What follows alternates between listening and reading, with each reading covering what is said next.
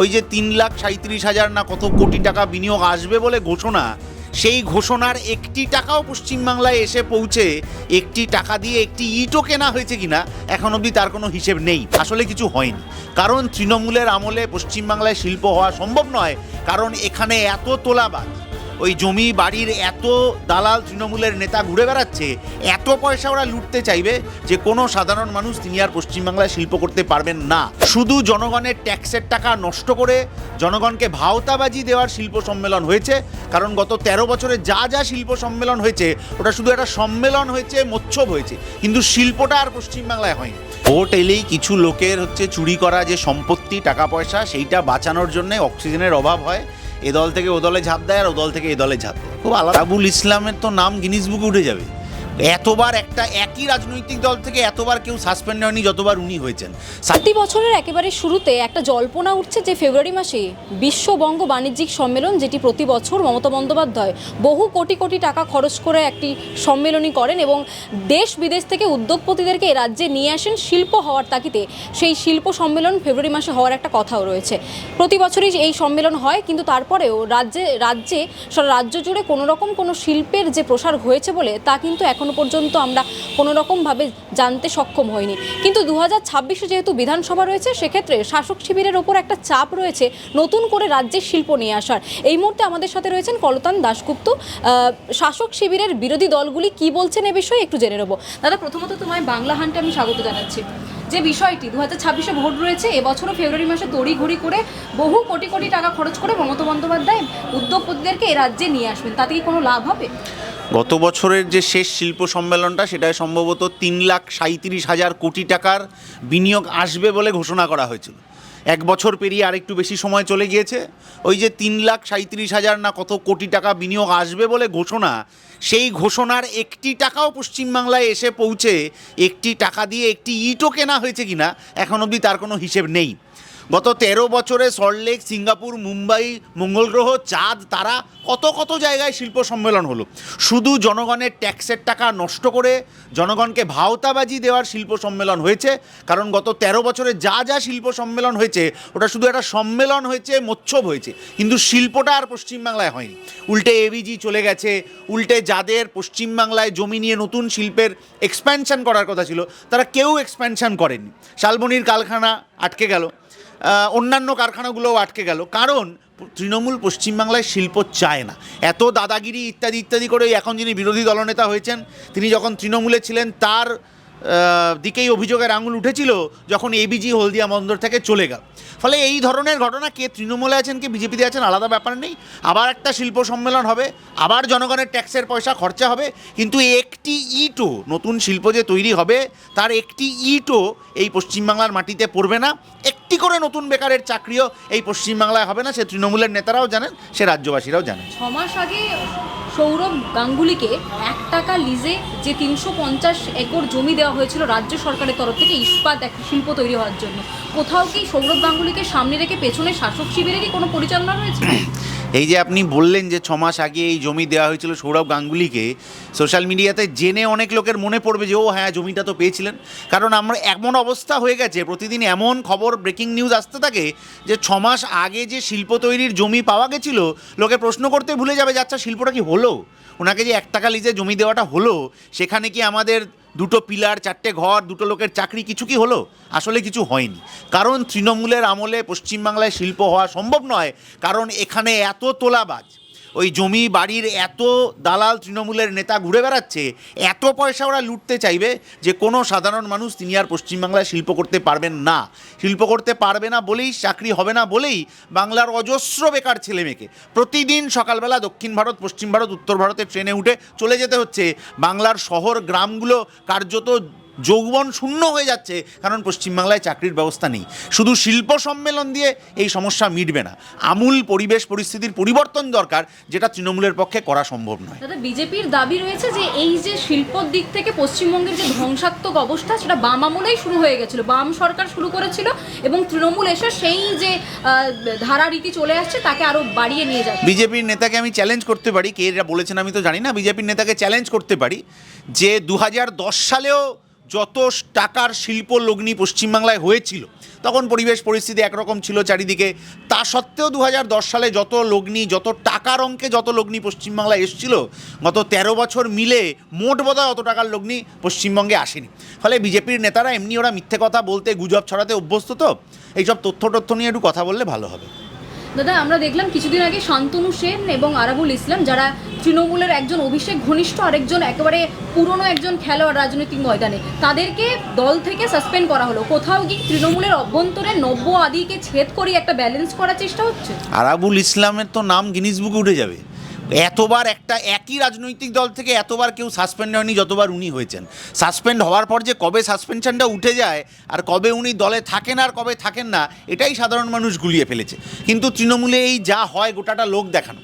এর আগে যে এতবার উনি সাসপেন্ড হলেন, তাতে তো ওনার কাজকর্মে কোনো পরিবর্তন হয়নি, একই রকম কাজ করেছেন।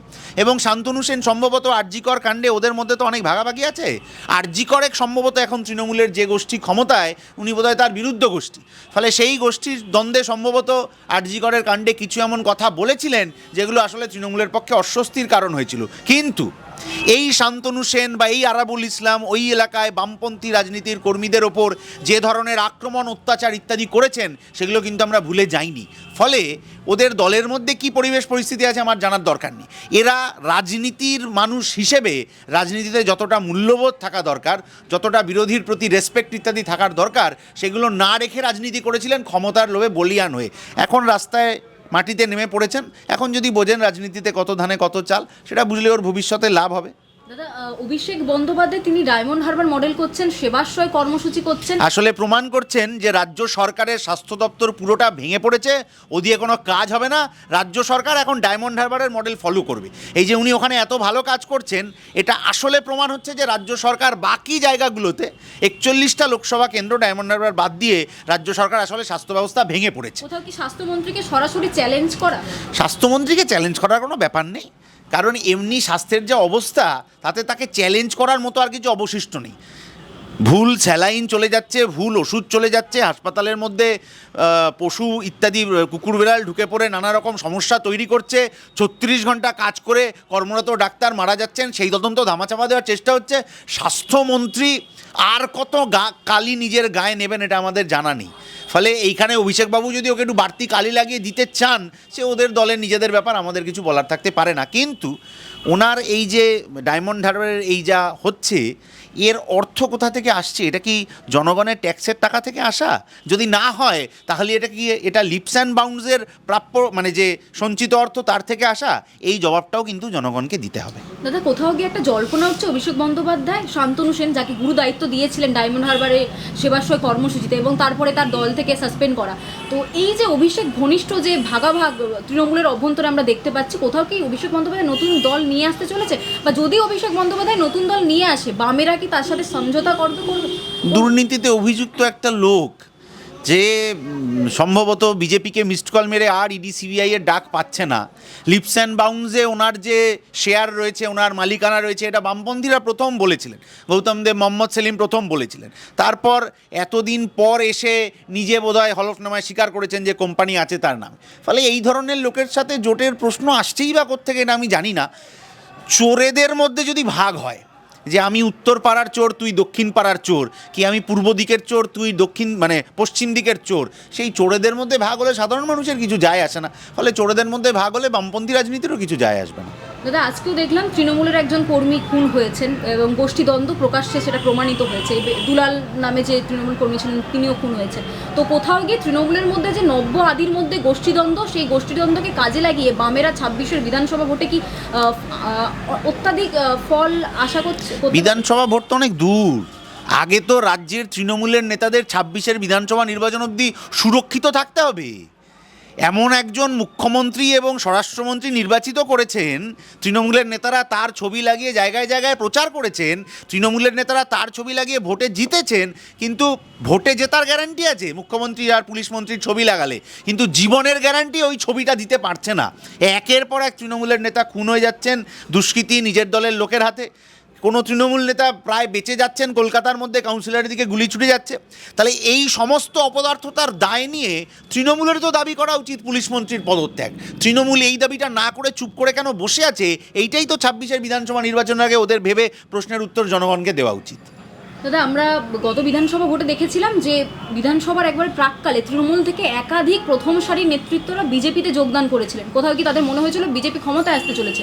26 বিধানসভা ভোট রয়েছে এবং তৃণমূলের একাধিক নেতৃত্বরা দুর্নীতির জন্য জেলের মধ্যে রয়েছে। সেক্ষেত্রে কি বিজেপির তরফ থেকে আবার তৃণমূলের তরফ থেকে আবার কি বিজেপিতে যোগদান করার যে প্রবণতা নেতৃত্বদের, সেটা কি আবার চোখে পড়তে পারে বলে মনে করছেন? ভোট এলেই কিছু লোকের চুরি করা যে সম্পত্তি, টাকা পয়সা, সেইটা বাঁচানোর জন্য অক্সিজেনের অভাব হয়, এ দল থেকে ও দলে ঝাঁপ দেয় আর ও দল থেকে এ দলে ঝাঁপ দেয়। খুব আলাদা ব্যাপার কিছু নেই। কিন্তু কথা হচ্ছে যে ওপরতলায় তৃণমূল বিজেপির এত ভালো সেটিং হয়ে আছে, যার জন্যে আরজি করের ঘটনায় আরএসএসের প্রধান বলছেন আমরা রাজ্য সরকারের পাশে আছি, আর তার পাল্টা উপহার হিসেবে আদানির দুর্নীতির ঘটনায় তৃণমূল বিজেপিকে পরোক্ষে সাহায্য করছে। এই সমঝোতা যতদিন চলবে ততদিন নিচুতলার লোকের এদল ওদল গেলে কে গোডাউন থেকে শোকেসে গেলেন আর কে শোকেস থেকে গোডাউনে এলেন, এই দিয়ে সাধারণ মানুষের কিছু যাবে আসবে না।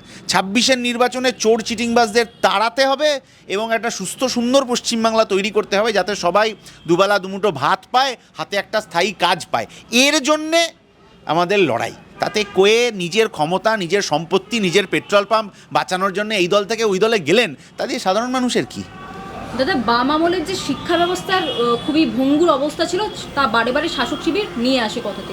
এবং আমরা দেখলাম একটু বেশ কয়েকদিন, এক সপ্তাহ হয়ে গেছে ব্যাপারটিতে, ছাত্র দিবসের যে সম্মেলনী, সেখানে মুখ্যমন্ত্রী তার একাধিক প্রথম সারির নেতৃত্বদেরকে বললেন গান গাও, এবং সেখানেই স্টেজে ছাত্রছাত্রীদের সামনে তাদেরকে মার্কশিট দেওয়া হলো কে গানে কত পেয়েছে। এবং দীপক অধিকারী, তিনি একজন সাংসদ হয়ে ও মতো গান করেছেন। ছাত্রদের কাছে শিক্ষণীয় ব্যাপার রয়েছে এই গানটির মধ্যে, কি বলবেন? দীপক অধিকারীর যে ঘাটাল মাস্টার প্ল্যানটা করার কথা ছিল সাংসদ হিসেবে, সেই ঘাটাল মাস্টার প্ল্যানের মার্কশিটে উনি কত পেলেন আর কত পেলেন না, এইটা চর্চিত বিষয় হতে হবে। তার বাইরে ওখানে গিমিক করার জন্য কে কী গান গাইলেন এটা গুরুত্বপূর্ণ না। যখন গান গাওয়া হচ্ছে সেই সময় প্রতি বছর কয়েক লক্ষ ড্রপ আউট স্কুল থেকে, স্কুলের হিসেবে আমরা পাচ্ছি ড্রপ আউট। যখন ওই গান গাওয়া হচ্ছে, অনুষ্ঠান গিমিক করা হচ্ছে, গান বাজনা, তখন দেখছি 3,500 স্কুল শিক্ষক শূন্য হয়ে গিয়েছে। যখন ওই গান গাওয়া হচ্ছে তখন মিড ডে মিলের বরাদ্দ কমে গেছে। যখন গান বাজনা হচ্ছে, কি ছাত্র দিবস নাকি পালন করা হচ্ছে, সেই সময়ে দাঁড়িয়ে ট্যাবের টাকা পাওয়ার পর স্কুলে আসা বন্ধ করে দিচ্ছে ছাত্রছাত্রীরা। এই কঠিন ভঙ্গুর অবস্থা বাম আমলে ছিল না, কারণ বাম আমলে এত ড্রপ আউট ছিল না। বাম আমলে মিড ডে মিলের এরকম বরাদ্দ কমে যাওয়ার ব্যাপার ছিল না। বাম আমলে নতুন নতুন স্কুল তৈরি করা, তাতে যোগ্যতার ভিত্তিতে শিক্ষক নিয়োগ হওয়া, এসএসসির কমিশনের মাধ্যমে চাকরি দিয়ে শিক্ষক নেওয়া, এই সমস্ত ঘটনা ছিল। ফলে বাম আমলের সাথে তৃণমূলের আমলের কোনো তুলনাই হয় না। কিন্তু আমি কি গান গাইলাম বা আমি কি নাচলাম, তার থেকে বেশি গুরুত্বপূর্ণ হওয়া উচিত যে আমি যে ঘাটাল মাস্টার প্ল্যানের কথা বলেছিলাম তাতে পাসমার্ক হলো কি না। আমি শিক্ষামন্ত্রী থাকাকালীন যে স্কুল ছুটের সংখ্যা এত বাড়ছে, সেটা কমিয়ে আনতে পারছি কি না, মিড ডে মিলে ঠিকমতো খাবারটা দিতে পারছি কি না, স্কুলগুলোর পরিকাঠামো ভালো করে তৈরি করতে পারছি কি না, এইটা দিয়ে পাস ফেল ঠিক করা উচিত। এইটা মুখ্যমন্ত্রী করবেন না, কারণ তাতে উনি এবং ওনার ক্যাবিনেটের সবাই 10-এ 0 পাবেন। শেষ প্রশ্ন দাদা, ডায়মন্ড হারবারে যেমন দেখতে পাচ্ছ অভিষেক বন্দ্যোপাধ্যায় নিজের টাকা লাগিয়ে, উনি বলছেন নিজের টাকা লাগিয়ে উনি ডায়মন্ড হারবার মডেল, তারপরে সেবাশ্রয় কর্মসূচি করছেন। অপরদিকে দীপক অধিকারী সেখানে অভিষেক বন্দ্যোপাধ্যায়কে নিয়ে গিয়ে ভোটের আগে একেবারে প্রতিজ্ঞা করে এলেন যে ডিসেম্বরের মাসের মধ্যে ঘাটার মাস্টার প্ল্যান করবে। কিন্তু অথচ তারা অভিযোগ করছে যে কেন্দ্র থেকে টাকা আসছে না বলে সেই প্রকল্প আটকে রয়েছে। ডায়মন্ড হারবারে যখন একদিকে নিজের অর্থ লাগিয়ে অভিষেক বন্দ্যোপাধ্যায় মডেল করতে পারছেন, বহু একাধিক মডেল করতে পারছেন, দেব একজন তারকা সাংসদ হয়ে তিনি নিজের টাকা দিয়ে ঘাটার মাস্টার প্ল্যান করতে পারছেন না। কেউ নিজের টাকা দিয়ে কোনো কর্মসূচি করে না। যিনি ওটা বলছেন তিনি ভুল বলছেন। নিজের টাকা বললে উল্টো প্রশ্ন চলে আসে যে আপনার এই টাকাটা এলো কোত্থেকে, আপনি কি করেন, চাকরি, ব্যবসা, এটা ওটা কি করেন। লিপস অ্যান্ড বাউন্স যে কোম্পানি, তার যে লক্ষ লক্ষ কোটি কোটি টাকা, তারা আসলে অতগুলো টাকা পেলো কি করে, কোন কাজ দেখিয়ে। ফলে ওগুলো মিথ্যে কথা। কিন্তু ঘাটাল মাস্টার প্ল্যানের ঘোষণা যখন হলো তখন বলা হয়েছিল কেন্দ্র না দিলে আমরা এই টাকা করে দেব। কেন্দ্র যে টাকা দিচ্ছে না, তার জন্যে মুখ্যমন্ত্রী সর্বদলীয় বৈঠক করে কেন দিল্লিতে সব দলের প্রতিনিধিদের নিয়ে যাচ্ছেন না যে ঘাটাল মাস্টার প্ল্যানটা পশ্চিমবাংলার মানুষের প্রয়োজন, একটা সর্বদলীয় বৈঠক করুন, এটা তো মানুষের কাজ। সেই সাহস নেই, কারণ করলে আরও অনেকগুলো প্রশ্ন চলে আসবে। দ্বিতীয় কথা হচ্ছে যে ঘাটাল মাস্টার প্ল্যান রাজ্যের টাকা দিয়েই হয়ে যাওয়ার কথা সেই সময় উনি বলেছিলেন, সেটা হলো না। আর তৃতীয় কথা হচ্ছে ডায়মন্ড হারবারে যে অর্থ ব্যয় হচ্ছে ওইটা আসলে কারুর ব্যক্তিগত অর্থ নয়, জনগণের টাকা কোনো না কোনোভাবে ঘুরপাতে ওইখানে ব্যবহার হচ্ছে। আসলে এর জবাবটাও জনগণকে দিতে হবে, এই খরচের হিসেব সেইটা জানেন বলেই উনি ওটা ওনার নিজের টাকা বলার চেষ্টা করেছেন। কিন্তু কোন ব্যবসা করে কোন চাকরি করে ওই টাকা সৎপথে উপার্জন হয়েছে এর জবাবটাও কিন্তু মাননীয় সাংসদকে দিতে হবে। বাংলা হান্টের আরও খবর দেখতে নজর রাখুন।